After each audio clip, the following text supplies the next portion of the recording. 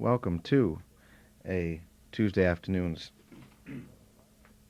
Out to Lunch. It's 2 minutes after the hour of 12, and it's not just another Tuesday afternoon Out to Lunch, but another special edition of our continuing History of Jazz Drums broadcast. This must be part 5, Yeah, it is. and my guest host and the gentleman who's taking us through the history of jazz drums is Mel Lewis. Mel, welcome back. It's good to be back again. All right. It'll be even better when we get the old mic working again. God, My mic isn't working?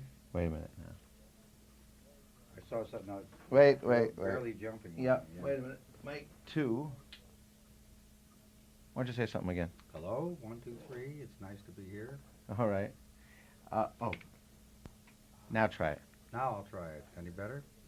Well, I'll tell you what. We're going to go to some music. When we come back, the mics will be working. Okay. God, I hate when that happens. Okay, what happened was we were in the middle of listening to Max Roach when we ended the last segment of the history of jazz drums. We had played some things with Charlie Parker in 45 and 47. We had played an item with the Miles Davis Nonette from 1949. And right now we're going to pick up with Max Roach in 1951 in a very famous recording he made called Un Poco Loco. And we'll hear 2 takes. We'll hear an alternate take and then the famous version that came out on a Blue Note 78. Curly Russell bass, Bud Powell on drums, and Max Roach on drums. Drums. Bud Powell on piano.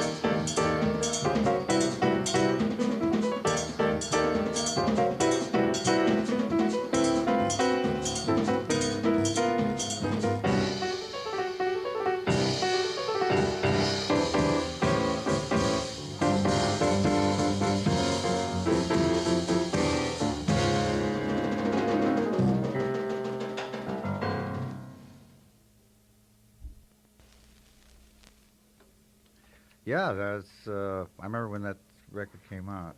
1951. See, now that beat that Max created for that,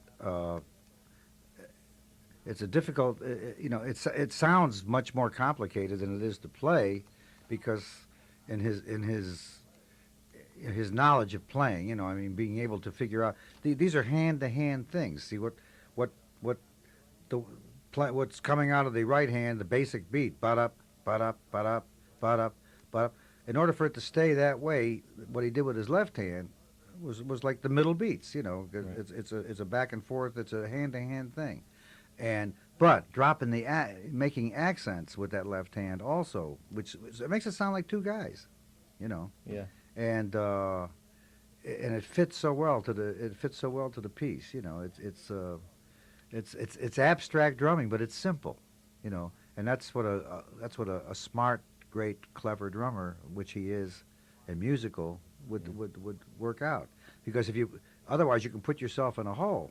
If you end up like if he would have had that basic beat, if he figured that basic beat out, and didn't realize, and just tried to do it like on a single hand basis, it would have got messed up somewhere along the way, because you couldn't keep it up that way.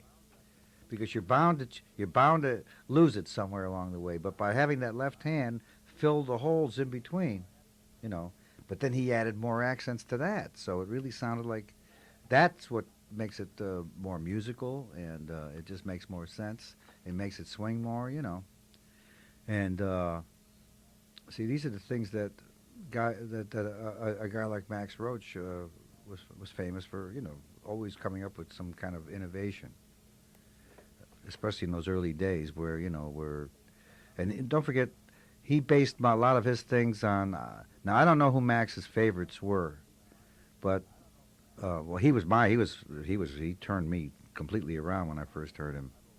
And, I've always given him credit for being the first bebop drummer. I mean, I don't care what anybody else says, Everybody says Kluk, and this one says that, and this one says this.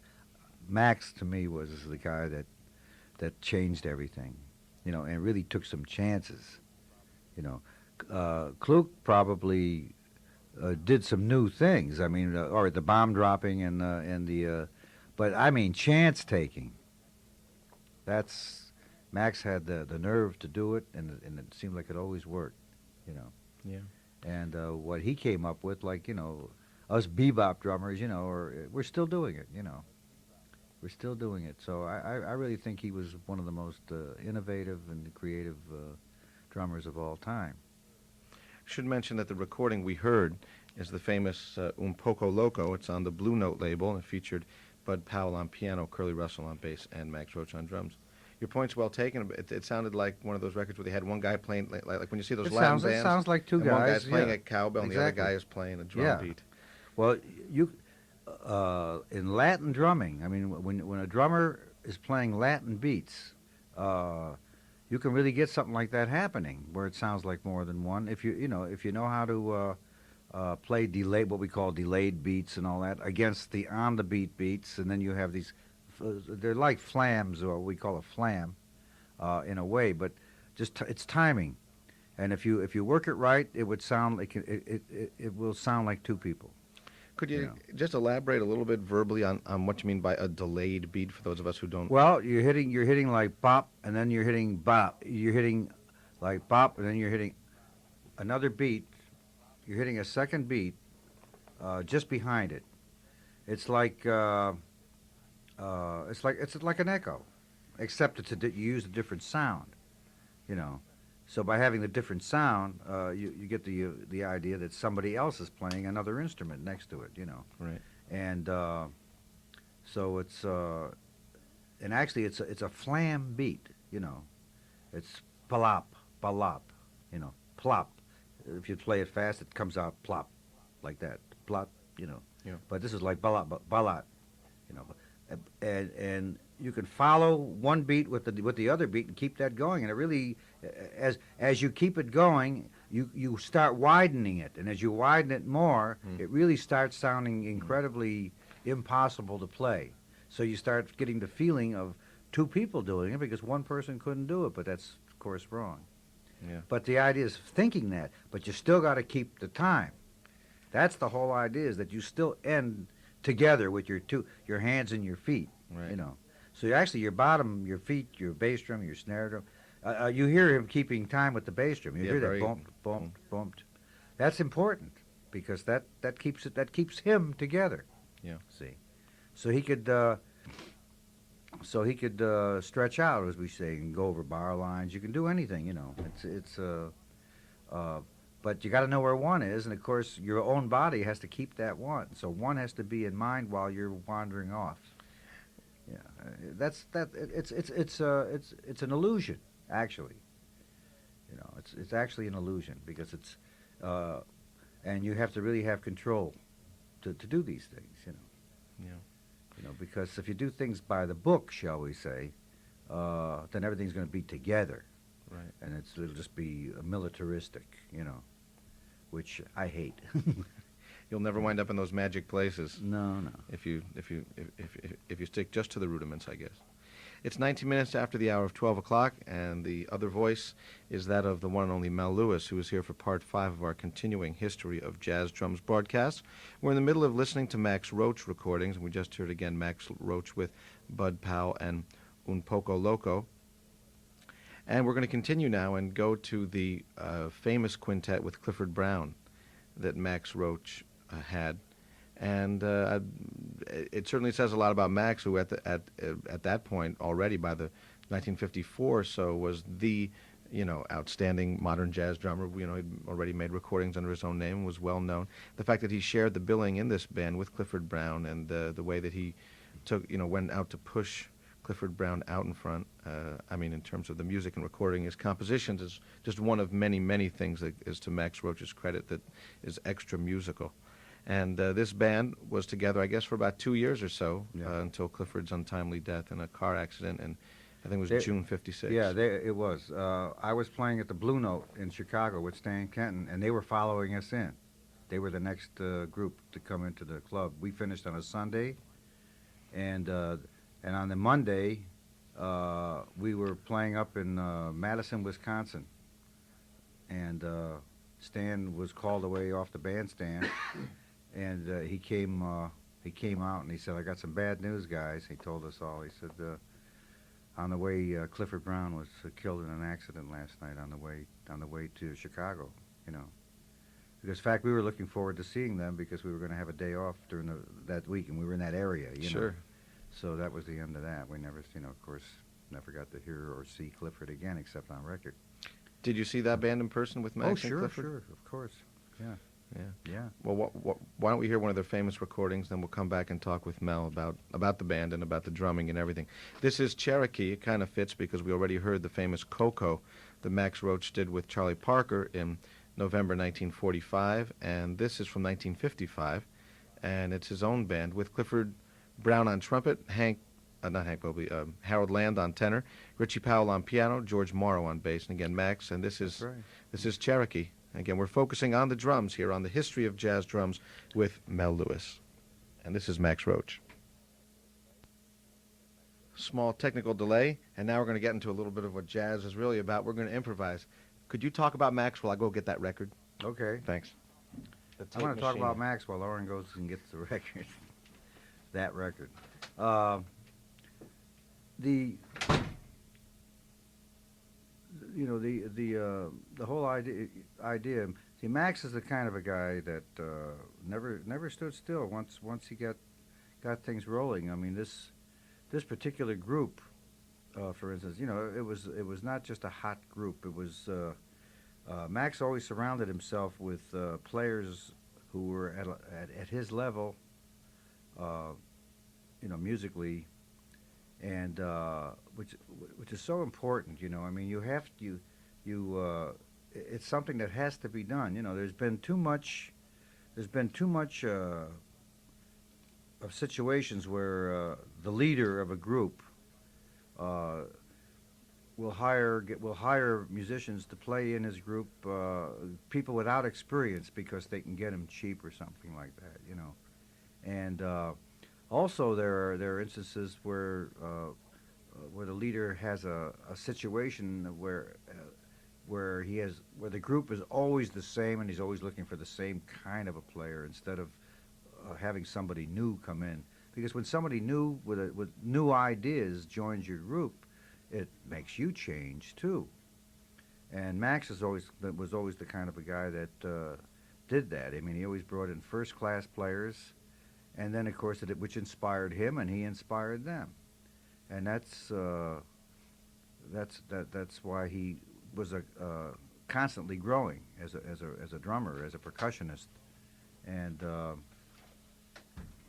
which always made it, and all through the years when I've gone to hear him under different circumstances, different places, I always, again, he's one of those musicians who you always hear something new from him, and you also hear something old because he has some fantastic routines that he had worked out, like his hi-hat tribute to Joe Jones, and his tribute to Big Sid with the in the waltz time and so on. And now these things are important, especially for working for new audiences all the time. But for me, I mean, I've heard these things. They're so well planned, so well orchestrated. I enjoy them every time I hear them. But mostly, I enjoy the new improvisations. Which he was and still is really capable of, and which makes him, even at age, he's older than I am by a few years. Max is about 63, 64, somewhere in there. He's about 60. Wait a minute now. I think he was born in 25, wasn't he? Yeah, so he's 64, or will be this year anyway, if he wasn't already. He's still playing like he did. As good, if not better. In fact, actually better, but it's definitely as good as he played as a young guy. When you're a creative person, you don't lose that. Unless you're somebody that just messes up, which he never did. All right. Well, thanks, Mel. And right now we're going to get to the recording of Cherokee. Basically, for those of you who are wondering what could have happened, I have a cassette prepared, a high-quality cassette with all this material, so I don't have to lug a lot of records to the radio station, but something is a little wrong with that tape machine, so we're going to work on it, and we're going to hear a slightly scratchy but complete and good version of Cherokee, again, the Clifford Brown Max Roach Quintet.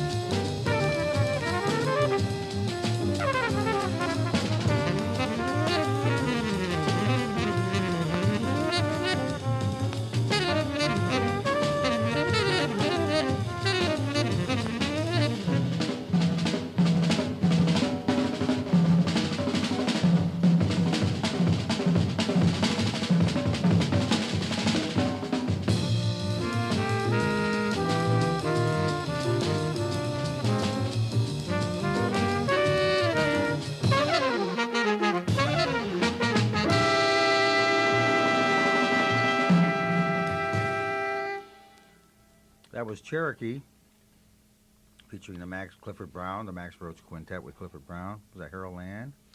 Yeah. And George Morrow on bass, who I got to play with quite a few times after that, after the group broke up out in California.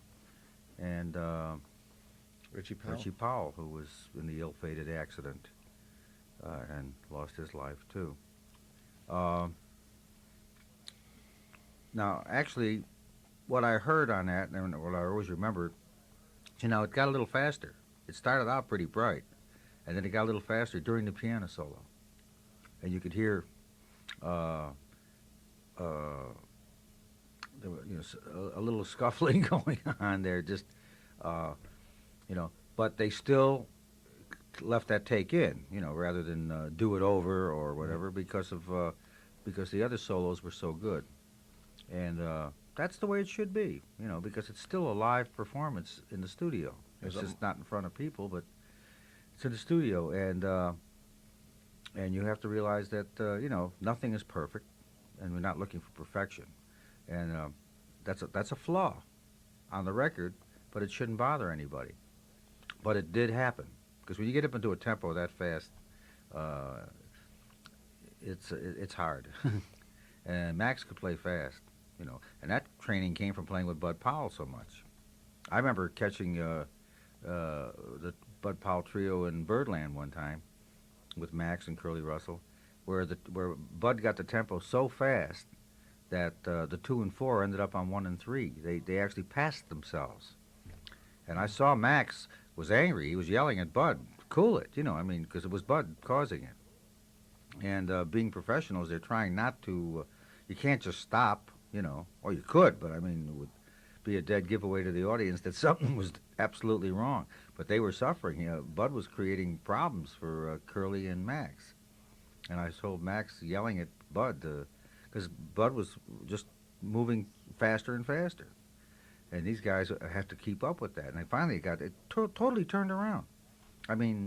No beats were skipped. They just actually passed. It got to a point where 2 and 4 was on 1 and 3. It was, and it was just impossible to play. But they held on.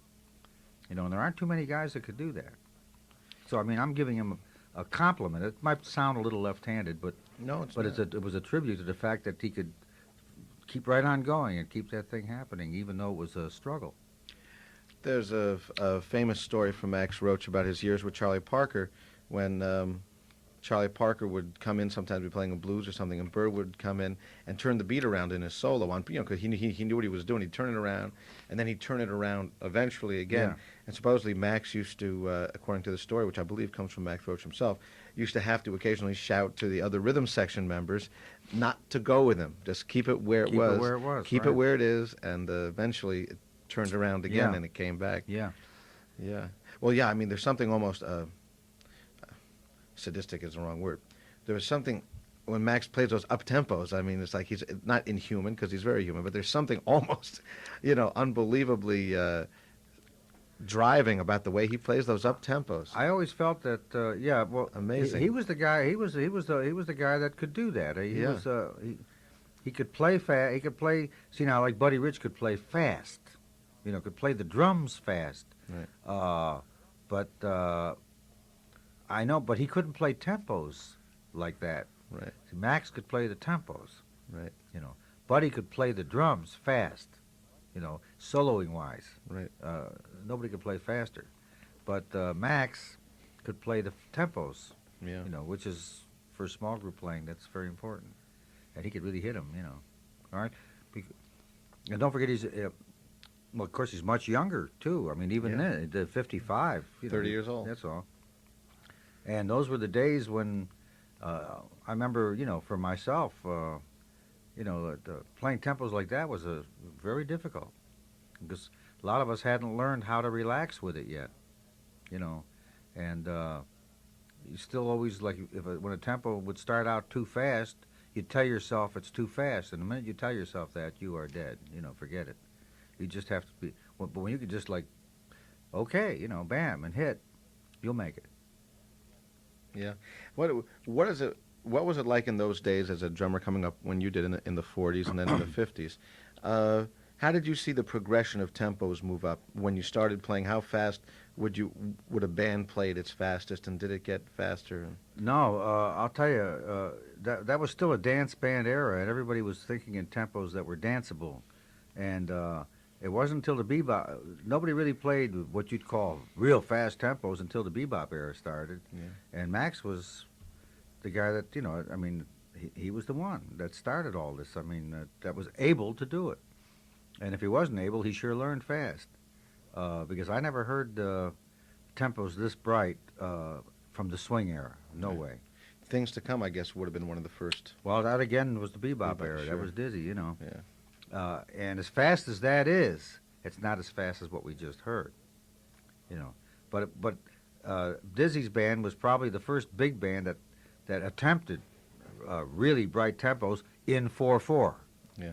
In 4/4 time, because some of the show bands like Callaway and Lunsford and Casa Loma played some. yeah, they'd play some pretty fast. They'd play bright tempos, but in two. Right. The drummer and the rhythm section would play boom, boom, boom, boom, boom, Right. and it was like like what we'd call a show too. Right. It wasn't 4/4. It wasn't ding ding ding ding ding ding ding ding. It was boom pa pa pa pa. And the band would be waving their horns and and all that stuff. It was Yeah. real show stoppers. Yeah. And those tempos were bright, but not in 4/4. The 4/4 scene started with Dizzy's band, and then they only had a couple of tempos, a couple of tunes that they did like that. Right. Things to Come probably being the most exciting. Yeah. But in the small group scene, groups that Max played in, and of course with Bird and all that, and Dizzy, and then Max's own groups, I think he was the king of the fast tempos. I mean, I can't think of anybody that could do it faster, because then you remember later on, of course, we'll get to him eventually, Alvin. Alvin's a medium tempo player. He is not even, he can't play fast, and he doesn't like to. He digs that medium groove where he can double and triple on it. He can do Right. some wild things with it, but he does not like to play fast tempos. His cymbal beat won't allow him to. Too wide. It's too wide, and there's a feeling that he's developed that just can't tighten up, play that bright tempo. Yeah. We're talking with Mel Lewis, and this is the History of Jazz Drums on WKCR FM in New York, 89.9 on your FM dial. And we're talking about Max Roach and listening to his music. And right now, we're going to switch to a slow tune in which Max has a beautiful extended drum solo. This is with Abby Lincoln and Booker Little and Eric Dolphy and friends. And this is Mendacity.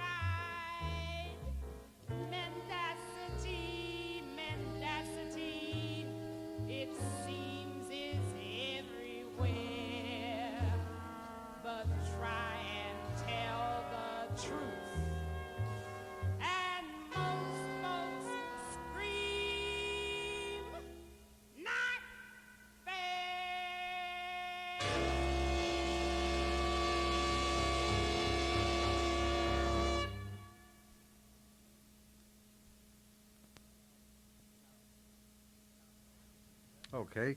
See now, you know, that album, that particular album, that came out at a time when the jazz waltz was new. Max was one of the first people to